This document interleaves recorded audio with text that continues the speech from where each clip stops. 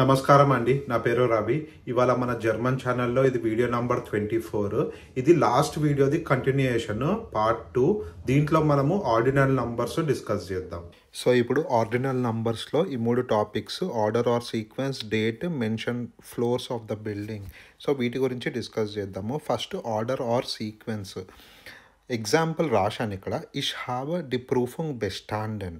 The ప్రూఫింగ్ బెస్టాండెన్ అంటే ఎగ్జామ్ పాస్ అవ్వడం, ఓకేనా? ఈ సెంటెన్స్ నేర్చుకోండి. ది ప్రూఫింగ్ బెస్టాండెన్. దీనిది నెగేషన్. ఇష్ హాబ్ ది ప్రూఫింగ్ నిస్ట్ బెస్టాండెన్ అంటే ఎగ్జామ్ పాస్ అవ్వలేదని అర్థం. ఇప్పుడు పైన మెన్షన్ చేసిన సెంటెన్సెస్లో ఆర్డినల్ నంబర్స్ కాన్సెప్ట్ పెడదాము. మీ అందరికీ తెలుసు జర్మన్ లాంగ్వేజ్ ఎగ్జామ్స్లో 4 పార్ట్స్ ఉంటుంది: reading, writing, speaking, listening. So each part, for example మీరు చెప్పాలనుకుంటున్నారు, నేను first part of the exam pass అయ్యాను, సెకండ్ పార్ట్ ఫెయిల్ అయ్యాను, ఇలా చెప్తారు. అది ఆర్డినల్ నంబర్స్ యూజ్ చేసి చెప్పాలి. ఇప్పుడు ఫస్ట్ ఎగ్జాంపుల్ చూద్దాము. సో ఫస్ట్ ఎగ్జాంపుల్, ఇష్ హాబ్ ది ఎర్స్ట్ ప్రూఫింగ్ నిస్ట్ బెస్టాండెన్. దీంట్లో ది ఎర్స్ట్ ప్రూఫింగ్ అంటే ఫస్ట్ ఎగ్జామ్. అదే మీరు సెకండ్ ఎగ్జామ్ చెప్పాలనుకున్నారు అనుకోండి, ది స్వైట ప్రూఫింగ్ అనాలి. అదే థర్డ్ వన్ అయితే ది త్రిట్ట ప్రూఫింగ్. సో ప్రీవియస్ వీడియోలో మీకు ఎక్స్ప్లెయిన్ చేశాను. ఎర్స్ట, స్వైట, ద్రిట్ట, ఫియర్ట, ఫ్యూఫ్ట అన్నిటికీ ఎండింగ్లో టీ యాడ్ చేయాలి. 1కి మాత్రమే, ఐన్స్కి మాత్రం ఎర్స్టా ఉంటుంది. 20 నుంచి అన్నిటికీ ఎస్టీఈ యాడ్ చేయాలి. సో ఈ విధంగా ఉంటుంది అన్నట్టు. ఇప్పుడు సెకండ్ ఎగ్జాంపుల్, ఇష్ హాబ్ ది స్వైట ప్రూఫింగ్ బెస్టాండెన్. సో ఇతను సెకండ్ ఎగ్జామ్ పాస్ అయ్యాడు, ఫస్ట్ ఎగ్జామ్ పాస్ అవ్వలేదు. సో ఈ విధంగా సెంటెన్స్ ఫ్రేమ్ చేయాలి. ఫస్ట్, సెకండ్, థర్డ్ రావాలంటే ఎర్స్టా, స్వైట అలా పెట్టాలి. అది కూడా డెఫినెట్ ఆర్టికల్ తర్వాత పెట్టాలి. And noun and definite article మధ్యలో రాయాలి, ఎర్స్టా, స్వైట, ద్రిట్ట. సో ఈ స్లైడ్లో ఒక టేబుల్ వేశాను. ఈ టేబుల్లో మనము ఫస్ట్ 2 కాలమ్స్ మాత్రమే చూద్దాము. ఫస్ట్ కాలంలో మంత్స్ ఉన్నాయి, జనవరి, ఫిబ్రవరి, మార్చ్, ఏప్రిల్, మే, ఇదంతా ఇంగ్లీష్లో రాశాను. సెకండ్ కాలంలో మంత్స్ జర్మన్ భాషలో రాశాను. సో మంత్ని జర్మన్ భాషలో డెర్ మోనాట్, ప్లూరల్ అయితే డి మొనాట్ అంటారు. ఓకే, సో ఇప్పుడు జనవరి నుంచి డిసెంబర్ వరకు ఒక్కసారి చదువుతాను, ప్లీజ్ ప్రొనౌన్సియేషన్ చూడండి.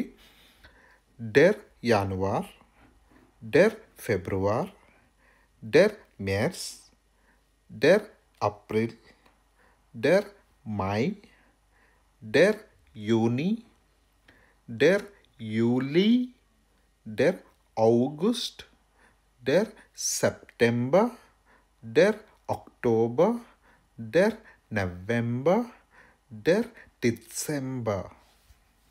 స్లైడ్లో కింద స్టార్ పెట్టాను. ఆల్ మంత్స్ ఆర్ డెర్. సో జనవరి నుంచి డిసెంబర్ వరకు వచ్చిన అన్ని మంత్స్ కూడా డెర్, మాస్కులిన్. ఇది గుర్తుపెట్టుకోండి. Second thing, April, August, September, November ఇది ఇంగ్లీష్ స్పెల్లింగే, రైట్ సైడ్ రాశాను బ్లూ కలర్లో.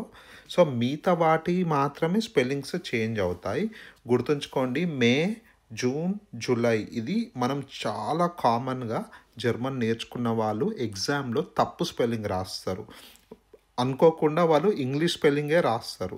సో మీరు మార్క్స్ పోతాయి అన్నట్టు. కొంచెం ఫోకస్ చేయండి, స్పెల్లింగ్స్ తప్పకుండా నేర్చుకోండి. జర్మన్ భాషలో months spellings important. So German భాషలో ఇప్పుడు ఒక ప్రిపోజిషన్ చెప్తున్నాను. ఇన్, ఇంగ్లీష్లో ఉంది కదా preposition in. When did you come to Germany? I came in January. మనం ఎలా చెప్తామో అదేవిధంగా జర్మన్ భాషలో ఇన్ కాస్త ఇమ్ అవుతుంది, ఐఎం.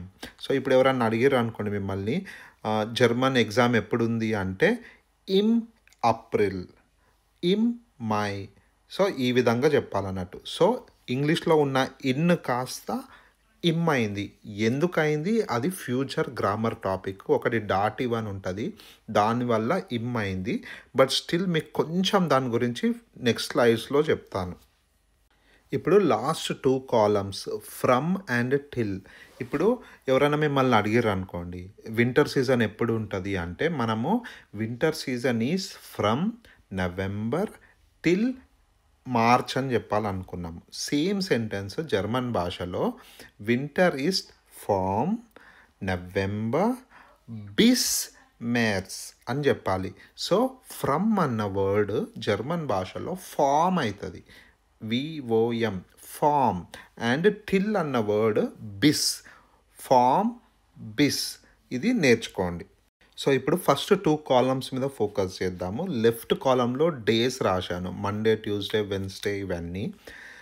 సెకండ్ కాలంలో జర్మన్ భాషలో రాశాను. సో ఒక డేని జర్మన్ భాషలో డెర్ టాగ్, డి టాగ్ అంటారు. డి టాగ్ అంటే ప్లూరల్, డేస్ అని అర్థము. Okay, so Monday to Sunday అన్నీ కూడా మ్యాస్కులిన్ నౌన్స్, డెర్ వస్తుంది ముందు. అన్నీ ఒక్కసారి రీడ్ చేస్తాను, ప్రొనౌన్సియేషన్ అర్థం చేసుకోండి. డెర్ మోంటాగ్, డెర్ డీన్స్టాగ్, డెర్ మిట్వాక్, డెర్ డోనర్స్టాగ్, డెర్ ఫ్రైటాగ్, డెర్ సామ్స్టాగ్, డెర్ సోన్టాగ్. సో సాటర్డేకి ఇంకో వర్డ్ కూడా ఉంది, డెర్ సోనాబెండ్ అంటారు. సో కింద రాశాను చూడండి. సో ఇప్పుడు థర్డ్ కాలం మీద ఫోకస్ చేయండి. ఇంగ్లీష్లో ఆన్ అంటే జర్మన్ భాషలో అమ్. ఇది ఎప్పుడు యూజ్ చేస్తామంటే, ఇప్పుడు ఎవరన్నా వచ్చి మిమ్మల్ని అడిగారు అనుకోండి, when do you have appointment, I have appointment on Wednesday అని చెప్పాలనుకున్నారు అనుకోండి, అప్పుడు అమ్ మిట్వాక్ అని చెప్పాలి. సో ఈ అమ్ అన్నది మన వీక్ డేస్తో పాటు యూజ్ చేయాలి. ఇంకో ఎగ్జాంపుల్, ఒక మూవీ సాటర్డే ప్లాన్ చేసారు అనుకోండి, ఎప్పుడు మూవీకి వెళ్తున్నామంటే అమ్ సామ్స్టాగ్ అని చెప్పాలి. లేదు అంటే అమ్ సోనాబెండ్. సో సామ్స్టాగ్ సాటర్డేకి ఇంకో పదం కూడా ఉంది, దాన్ని సోనాబెండ్ అంటారు. ఇక్కడ కింద స్టార్ పెట్టి రాశాను చూడండి. ఇప్పుడు చూపించే టేబుల్ ఆల్రెడీ కొన్ని వీడియోస్ ముందు డిస్కస్ చేశాము ఈ అడ్వర్బ్, కానీ మళ్ళీ రిపీట్ చేస్తున్నాను ఎందుకంటే ఇది కాంటెక్స్ట్లో వస్తుంది కాబట్టి. ఇప్పుడు లెఫ్ట్ సైడ్ అన్ని డేస్ రాశాను, డెర్ మోంటాగ్, డెర్ డీన్స్టాగ్, డెర్ మిట్వాక్. కానీ కొన్నిసార్లు ఒక సిచ్యువేషన్ వస్తుంది, కొంతమంది ఏంటంటే ప్రతి గురువారం రోజు ఒక పొద్దు ఉంటారు. సో నువ్వు ఎప్పుడు ఒక పొద్దు ఉంటావు అంటే ప్రతి గురువారం అని చెప్తాం. అదేవిధంగా జర్మన్ భాషలో ఏదన్నా ఈవెంట్ ప్రతి మండే అవుతుంది అనుకోండి, అప్పుడు దాన్ని మోంటాగ్స్ అనాలి. ఎమ్ స్మాల్ లెటర్ రాయాలి, ఎందుకంటే డెర్ మోంటాగ్ అది నౌన్, ఈ మోంటాగ్స్ అన్నది అడ్వర్బ్. అడ్వర్బ్ ఎప్పుడు స్మాల్ లెటర్తోనే రాయాలి. ఓకేనా, అటెన్షన్ పే చేయండి. చాలాసార్లు చెప్పాను, నౌన్ క్యాపిటల్ లెటర్తో స్టార్ట్ అవుతుంది, ఇక్కడ అడ్వర్బ్ స్మాల్ లెటర్తో స్టార్ట్ అయ్యింది. ఈ డిఫరెన్స్ ఫోకస్ చేయండి. మీకు అర్థం కావాలని బ్లూ కలర్తోని చిన్నగా అండర్లైన్ చేశాను. సో కింద ఒక సెంటెన్స్ రాశాను, డీజస్ రెస్టారెంట్ ఇస్ట్ అమ్ మోంటాగ్ గెస్ట్లాసన్. అంటే ఏంటంటే మండే రోజు ఈ రెస్టారెంట్ బంద్ ఉంది అని అర్థం. డీజస్ రెస్టారెంట్ ఇది నేను మీకు ఇంకా ఎక్స్ప్లెయిన్ చేయలేదు. డీజర్, డీజెస్, డీజా అని ఒక కాన్సెప్ట్ ఉంటుంది. ఇక్కడ పైన రాశాను, డీజర్, డీజస్, డీజా అంటే ఇంగ్లీష్లో దిస్ అని అర్థము. మనం ఏదైనా నౌన్ని చూపించి ఇది అని చెప్పినప్పుడు డీజర్, డీజస్, డీజా యూజ్ చేయాలి. సో ఇప్పుడు నేను చెప్పిన సెంటెన్స్లో ఒక్క మండే రోజు మాత్రమే రెస్టారెంట్ క్లోజ్ ఉంది, కానీ ఒకవేళ ఆ రెస్టారెంట్ ప్రతి మండే క్లోజ్ ఉందనుకోండి, రెగ్యులర్గా అయితే దాన్ని మోంటాగ్స్ గెస్ట్లాసన్ అని రాయాలి.